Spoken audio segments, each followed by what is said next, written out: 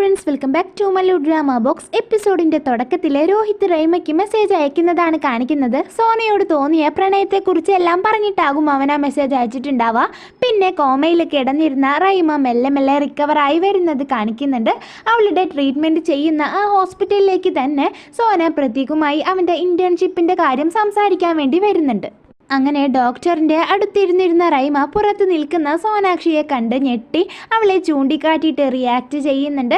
ഇത് കണ്ട് അവളുടെ അമ്മ അത് TV സീരിയൽ ആക്ട്രസ് സോനാക്ഷിയാണല്ലോ, റൈമയ്ക്ക് എങ്ങനെ അവളെ അറിയാമെന്ന് ചിന്തിച്ച് നിൽക്കുന്നുണ്ട്. അപ്പോൾ റൈമ സോനാക്ഷി എന്ന് പറയുന്നുണ്ട്.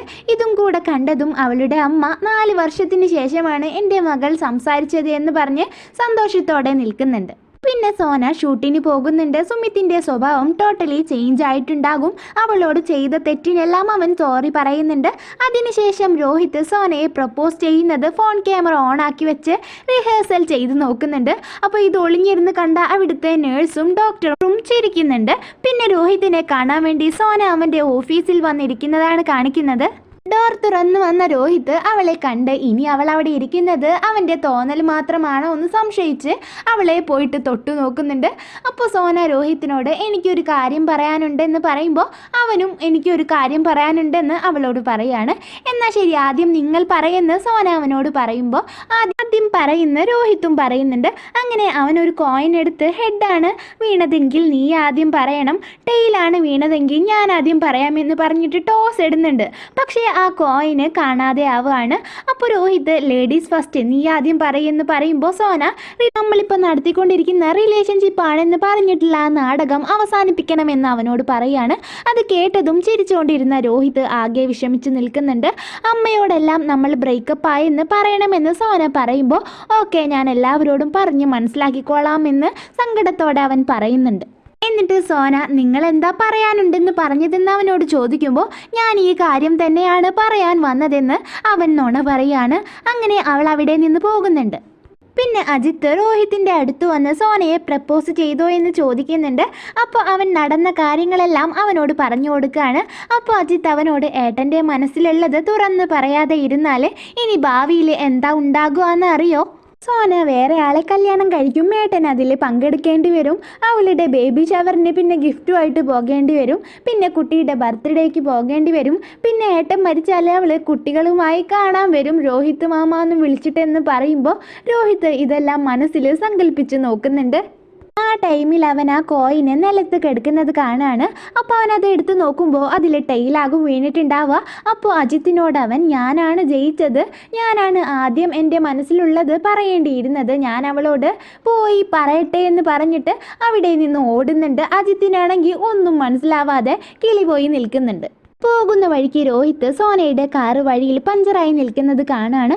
എന്നിട്ട് അവിടേക്ക് ചെന്ന് അവളെ കാറിൽ നിന്ന് പുറത്തിറക്കിയിട്ട് ഞാനാണ് ടോസ് ഇട്ടതിൽ ജയിച്ചത്, എനിക്ക് പറയാനുള്ളത് നീ കേൾക്കണമെന്ന് പറയുന്നുണ്ട്.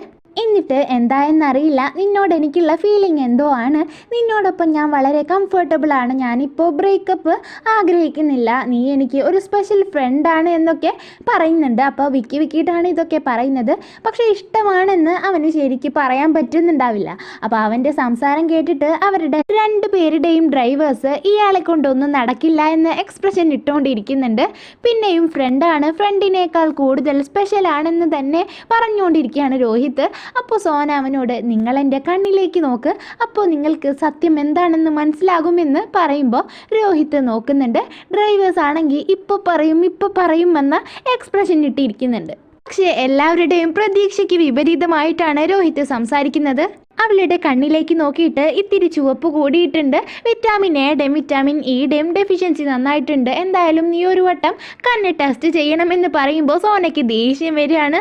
അപ്പോൾ സോനയുടെ ഡ്രൈവർ രോഹിത്തിൻ്റെ ഡ്രൈവറോട് നിന്റെ മുതലാളിയെ കൊണ്ടൊന്നും ഇതൊന്നും നടക്കില്ല എന്ന് പറയുന്നുണ്ട്. അപ്പോൾ സോന നിങ്ങളോട് ഇതൊക്കെ എന്നെ പറഞ്ഞാൽ മതിയല്ലോ എന്ന് പറഞ്ഞിട്ട് ദേഷ്യം വന്നിട്ട് അവിടെ നിന്ന് പോകുന്നുണ്ട്. പിന്നെ രോഹിത്തിൻ്റെ ഡ്രൈവർ അവനോട് സാറിനെ സോനാക്ഷി മാഡം ഒരുപാട് പ്രണയിക്കുന്നുണ്ട്, അതെന്താ സാറിന് മനസ്സിലാവാത്തത് എന്ന് ചോദിക്കുന്നുണ്ട്. ആ സീൻ കട്ടായിട്ട് പിന്നെ കാണിക്കുന്നത് സോന അവളുടെ വീട്ടിലേക്ക് ചെല്ലുമ്പോൾ റൈമയുടെ അമ്മ അവിടെ വന്നിരിക്കുന്നുണ്ടാവും. എന്നിട്ട് എൻ്റെ മോള് ഇപ്പോൾ കോമയിലാണ്, അപ്പോൾ നിങ്ങളെ കണ്ടിട്ടാണ് അവളെ ആദ്യമായിട്ട് റിയാക്ട് ചെയ്തത്, അപ്പോൾ എന്തായാലും നിങ്ങളൊരു ദിവസം അവളെ കാണാൻ വേണ്ടി വരണമെന്ന് സോനയോട് റിക്വസ്റ്റ് ചെയ്യുന്നുണ്ട്. അപ്പോൾ സോന ഉറപ്പായും വരാമെന്ന് പറയാണ്. പിന്നെ രോഹിത്തിനെ കാണിക്കുകയാണ്. രോഹിത് ആകെ ടെൻഷൻ അടിച്ചിട്ട് അവൻ്റെ ഓഫീസിൽ ഇരിക്കുന്ന സമയത്ത് നേഴ്സ് അങ്ങോട്ട് വരികയാണ്. അപ്പോൾ നേഴ്സിനോട് അവൻ ഈ കാര്യങ്ങളെല്ലാം സംസാരിക്കുമ്പോൾ നേഴ്സ് സോനാക്ഷി മാഡത്തിന് നിങ്ങളെ ഇഷ്ടമാണ്, ഒന്ന് ചിന്തിച്ച് നോക്കാൻ വേണ്ടിയിട്ട് രോഹിത്തിനോട് പറയുകയാണ്. അങ്ങനെ രോഹിത്ത് അവർ തമ്മിലുള്ള മൊമെൻറ്റ്സ് ഓരോന്നായിട്ട് ആലോചിക്കുകയാണ്. എന്നിട്ട് അവൾ അവൻ്റെ കോട്ട് ബാഗിൽ വെച്ച് കൊണ്ട് നടക്കുന്ന ആ സീനും പിന്നെ അവളുടെ കണ്ണിലേക്ക് നോക്കിയിട്ടുള്ള ആ ഭാഗമൊക്കെ കാണിക്കുകയാണ്. അപ്പോൾ സോനയ്ക്കും അവനെ ഇഷ്ടമാണെന്ന് അവൻ ഉറപ്പിക്കുകയാണ്. എന്നിട്ട് നാളെ തന്നെ ഞാൻ നിന്നോട് എനിക്കിഷ്ടമാണ് നിന്നെ എന്നുള്ള കാര്യം പറയുമെന്ന് അവൻ പറയുന്നുണ്ട്. പിന്നെ പിറ്റേ ദിവസമാണ് കാണിക്കുന്നത്. അവൻ സോനയ്ക്ക് വിളിക്കുമ്പോൾ അവൾ ബിസി ആയിരിക്കും. അപ്പോൾ അവൻ നേരെ പ്രത്യേകിന് വിളിക്കുകയാണ്. എന്നിട്ട് സോന എവിടെയെന്ന് ചോദിക്കുമ്പോൾ ഒരു പേഷ്യൻറ്റിനെ കാണാൻ വേണ്ടി പോയേക്കാണ്. ആളുടെ അമ്മ വന്നിട്ട് അവളോട് വരാൻ പറഞ്ഞു എന്നെല്ലാം രോഹിത്തിനോട് പറയുന്നുണ്ട്. എന്നിട്ട് പ്രതീക് അവൻ്റെ ഇൻറ്റേൺഷിപ്പ് വേറെ ഡോക്ടറുടെ അടുത്ത് കൊടുത്തിട്ടുണ്ടെന്ന് പറയുമ്പോൾ രോഹിത്ത് അതൊന്നും വേണ്ട, നീ എൻ്റെ അടുത്തേക്ക് ഇൻറ്റേൺഷിപ്പിന് വേണ്ടിയിട്ട് വന്നോളാൻ പറയുകയാണ്. അപ്പോൾ പ്രതീകിന് ഒരുപാട് സന്തോഷമാവുന്നുണ്ട്. അപ്പോൾ അത്രയും വലിയ ഡോക്ടറാണ് രോഹിത്ത്. അപ്പോൾ അവൻ്റെ കീഴിൽ വർക്ക് ചെയ്യാനാണ് അവനും ആഗ്രഹം. അതിനുശേഷം സോന റൈമയുടെ അടുത്തേക്ക് ഒരു ബൊക്കെയൊക്കെ ആയിട്ട് പോകുന്നുണ്ട്. അപ്പോൾ ഒരു നേഴ്സ് റൈമയെ ഒരു പേപ്പറിൽ എഴുതിക്കാൻ വേണ്ടിയിട്ടൊക്കെ നോക്കുമായിരിക്കും. അപ്പോൾ സോനയെ കണ്ടതും റൈമ അവളെ തുറച്ച് നോക്കുന്നുണ്ട്. അപ്പോൾ ഈ സീൻ കാണിച്ചുകൊണ്ടാണ് ഈ എപ്പിസോഡ് ഇവിടെ അവസാനിക്കുന്നത്. അപ്പോൾ എല്ലാവരും ഒന്ന് കമൻറ്റ് ചെയ്തിട്ട് അഭിപ്രായം അറിയിക്കുക. ഇഷ്ടപ്പെട്ടെങ്കിൽ ലൈക്ക് ചെയ്യുക. തുടർന്നുള്ള വീഡിയോസ് ലഭിക്കുവാനായിട്ട് ചാനലൊന്ന് സബ്സ്ക്രൈബ് ചെയ്യുക. അപ്പോൾ അടുത്ത വീഡിയോ ആയിട്ട് വീണ്ടും കാണാം.